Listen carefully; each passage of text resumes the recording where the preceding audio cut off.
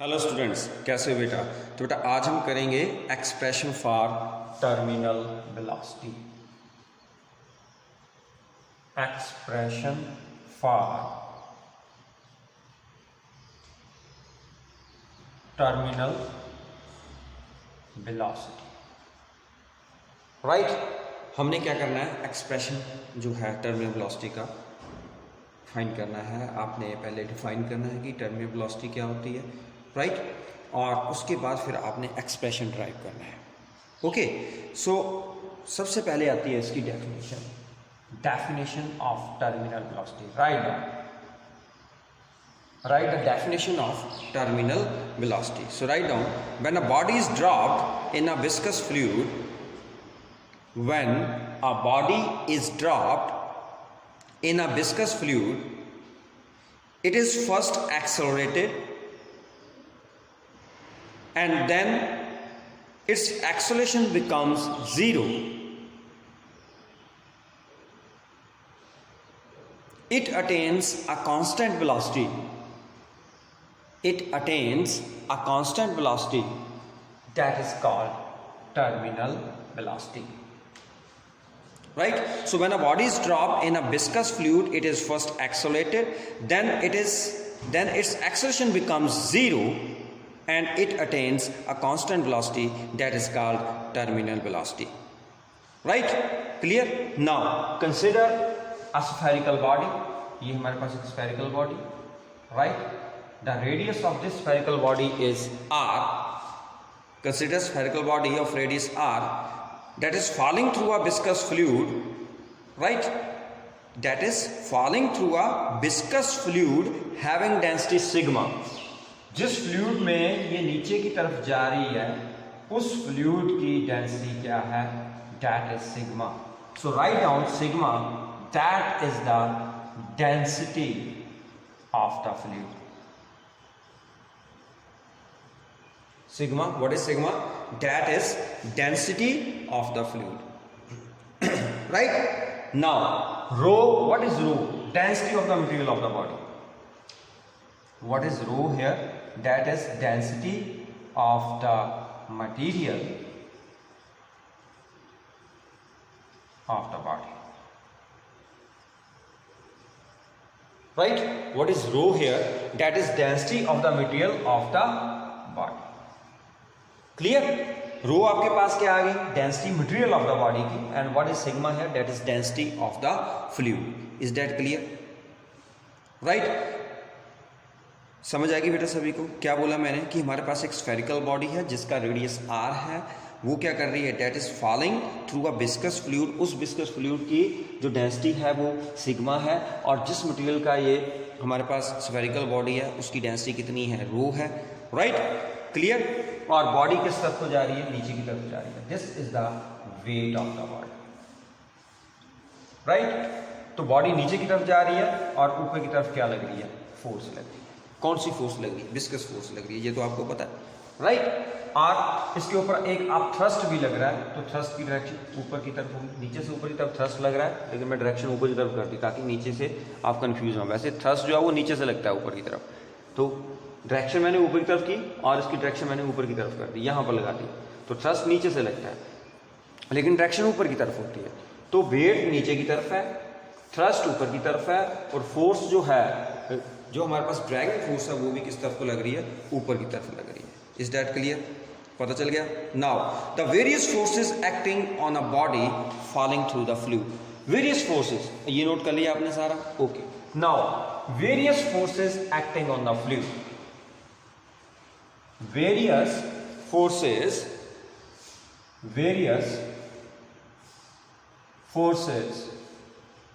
acting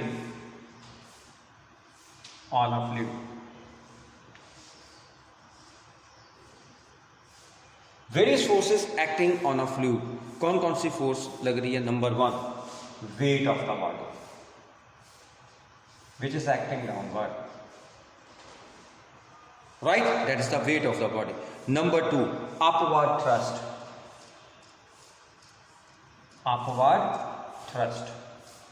right, that is T. ये किस तरफ को लग रहा है? ऊपर की तरफ। नंबर 3, वेट हो गया, अपवर्ड थ्रस्ट हो गया, राइट। और क्या रह गया बेटा?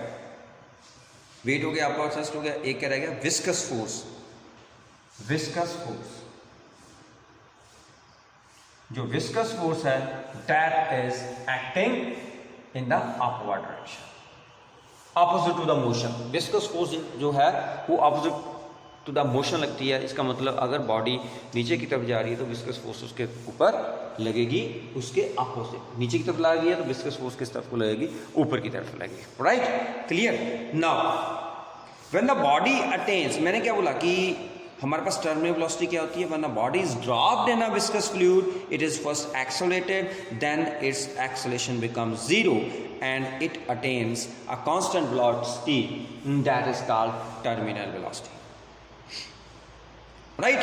Now net downward force acting on the body, net downward force acting on a body, net downward force acting on a body. Net downward force acting on a body कितनी होगी? Wait नीचे की तरफ है, ऊपरी तरफ टी है और ऊपर की तरफ क्या है? F. Net downward force, net downward force या फिर ऐसे लिख सकते हो कि W is equal to T plus F, क्योंकि टी और एफ ऊपर की तरफ जा रहे हैं, वेट नीचे की तरफ जा रहा है, तो ये बन गया। तो हम इसको ऐसे भी लिख सकते हैं W minus T minus F that is equal to g. Clear, right. So when the body attains terminal velocity, when the body attains terminal velocity,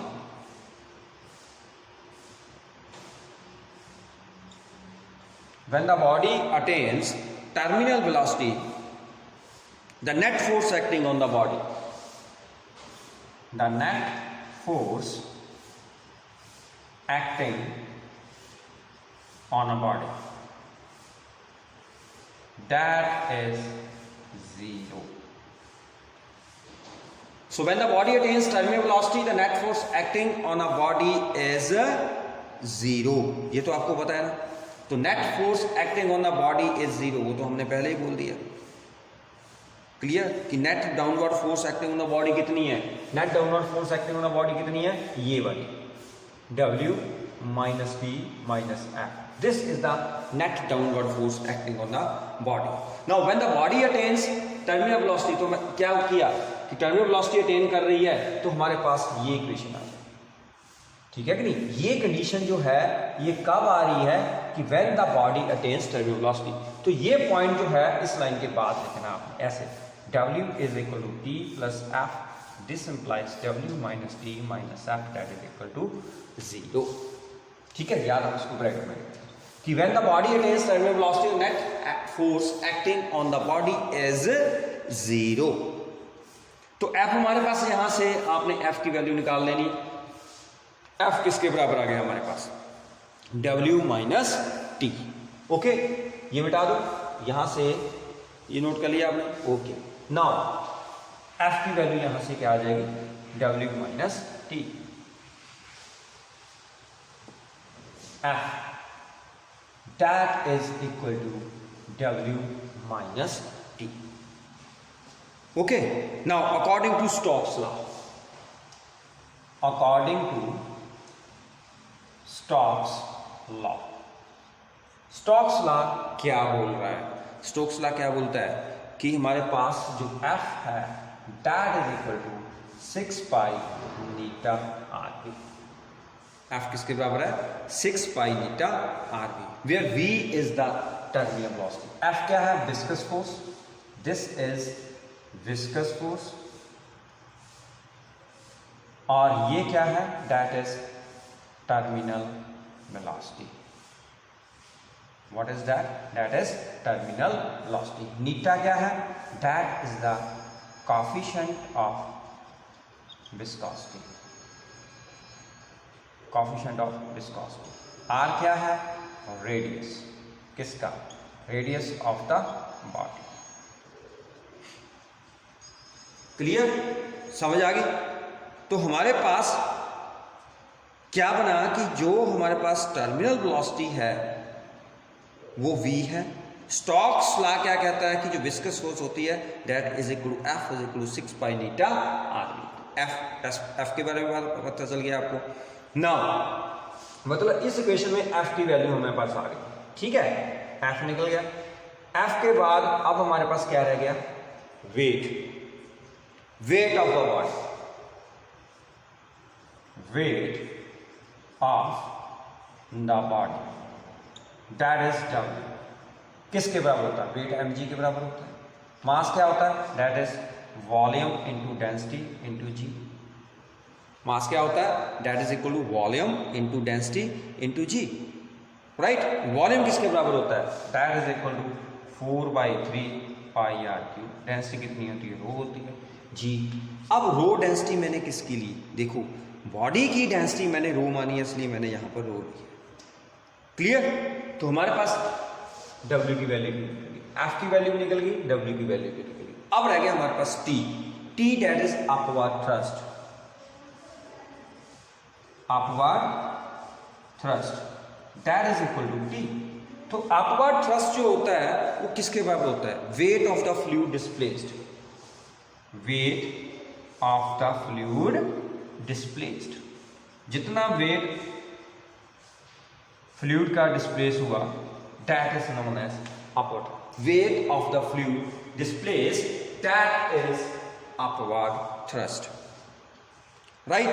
clear है। तो अपवर्ड थ्रस्ट वेट के बराबर है, तो वेट क्या है, वही वेट किसके बराबर होगा, volume into density into g. You can write here volume into density into g. लेकिन यहां पर डेंसिटी हम किसकी लेंगे, यस सिग्मा। यहां पर डेंसिटी किसकी लेंगे, सिग्मा। सिग्मा क्या है यहां पर, that is the density of the fluid. Okay, तो हमारे पास क्या बना हमारे पास, आंसर इसका क्या बना। तो अपवर्ड थ्रस्ट जो आया हमारे पास T किसके बराबर आ गया, सिर्फ ये बता दो, हाँ वेट आपके पास है, चलो हमें चाहिए, कहां पर लिखूं, यहां पर लिखूंगा। So T that is equal to 4/3 pi r cube sigma into g. क्योंकि weight of the fluid displace किसने किया, इस बॉडी ने, इसलिए हम इस बॉडी का वॉल्यूम ले रहे हैं। फ्लूइड का सरफेस टेंशन कितनी है, सॉरी क्या बोलते हैं इसको, सिग्मा। सिग्मा क्या है, हमने क्या लिया यहाँ पे, रो क्या है, डेंसिटी। सिग्मा क्या है, फ्लूइड की डेंसिटी दी है, तो 4/3 pi r cube rho into g, right. Clear है। अब सारी वैल्यूज आपने यहां पर पुट कर देनी, ओके। सारी वैल्यूज आपके पास हैं, आपने ये सारी की सारी वैल्यूज इस इक्वेशन में पुट कर देनी है। तो F किसके बराबर निकाला आपने बेटा, 6 पाई नीटा आर। वेट आपने किसके बराबर बनाया, 4/3 pi r cube rho g minus 4/3 pi r cube sigma into g. ये बात क्लियर होगी, वो पता चल गया। अब हमारे पास क्या रह गया, ध्यान से देखना, पाई पाई पाई कैंसिल, तो क्या बचा, हमें चाहिए क्या, हमने यहां से v की वैल्यू निकालनी है बेटा, ठीक है। किसकी वैल्यु निकालनी है, v की निकालनी है। तो v की वैल्यू को निकालने के लिए आप इसमें से कुछ कॉमन निकालो। कितना निकल रहा है, 4/3 पाई भी कॉमन है, आर क्यूब भी कॉमन है, और जी भी कॉमन है। 4/3 पाई आर क्यूब, बाकी अंदर क्या रह गया, रो माइनस सिग्मा। यही आना था, रो माइनस सिग्मा ही आ रहा है। बस इधर क्या रह गया, 6 pi eta are we. Sorry, अब ये पाई और पाई कैंसिल, ये 3, तो हमारे पास क्या बना, नीटा भी इधर आ गया, हमने सिर्फ v रखना है, v इधर रख गया, ये बन गया 2/9, ये r के साथ स्क्वायर हो गया, 2/9 r स्क्वायर g ओवर क्या आ जाएगा, नीटा, ऐसे ही आएगा ना, 2r स्क्वायर g ओवर नीटा, यहाँ पर आ गया रो माइनस सिग्मा। ठीक है, क्लियर।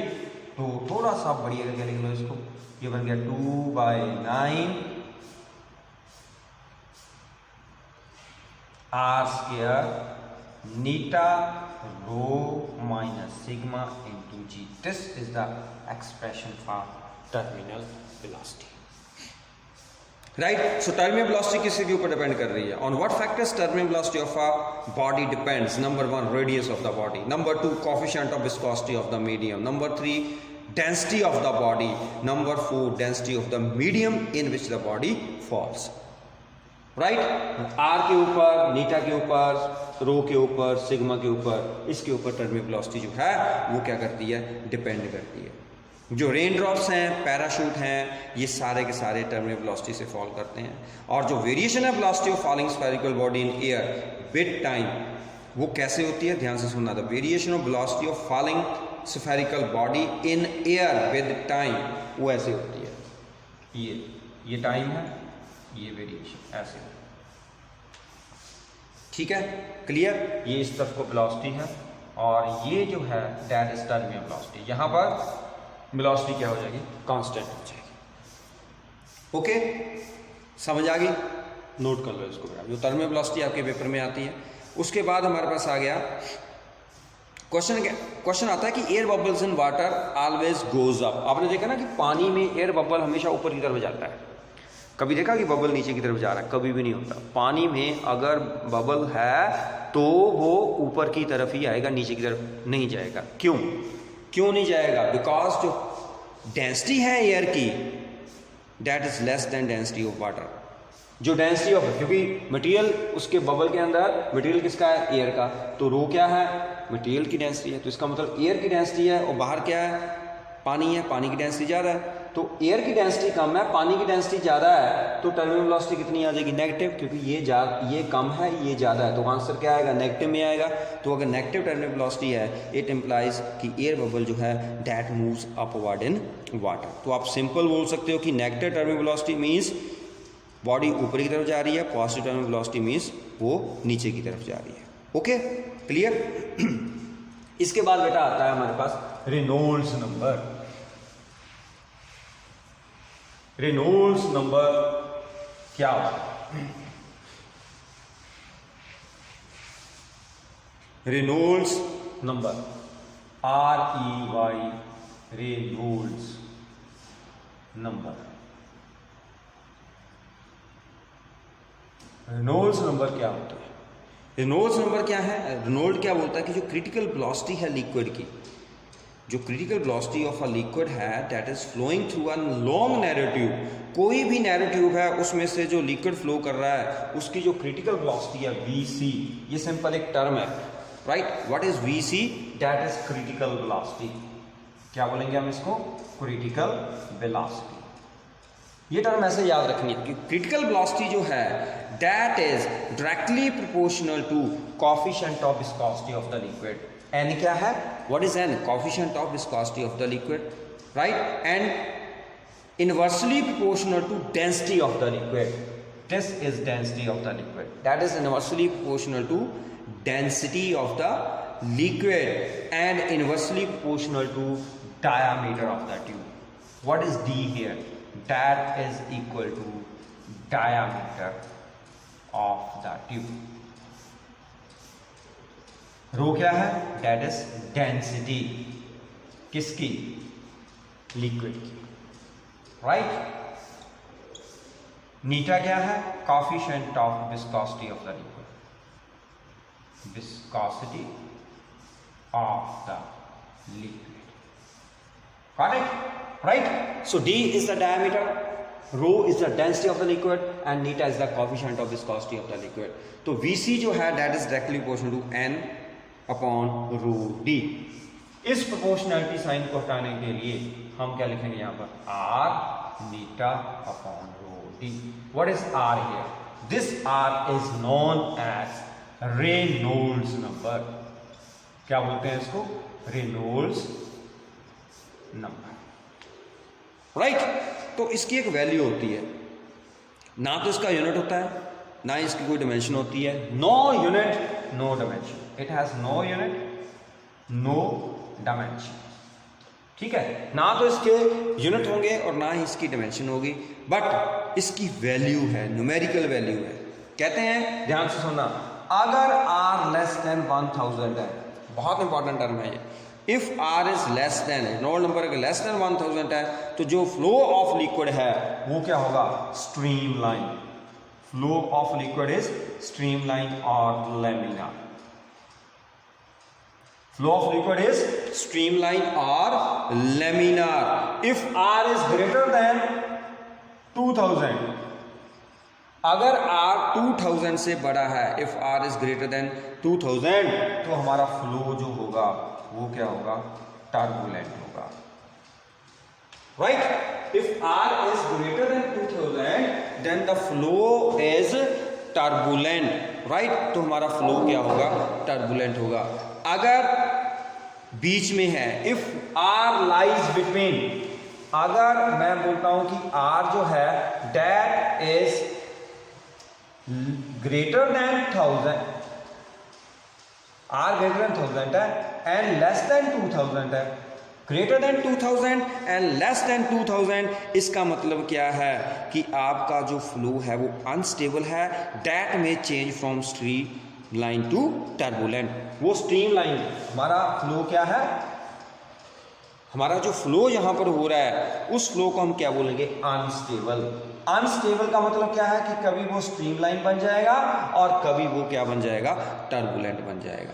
ठीक है बेटा, तो हमारा जो मैकेनिकल प्रॉपर्टी ऑफ फ्लूइड है वो यहाँ पर ख़त्म हो गया। इसके बाद हमारा है सरफेस टेंशन, तो हम सरफेस टेंशन को नेक्स्ट लेक्चर में स्टार्ट करेंगे। ओके देन बेटा, goodbye, have a nice day.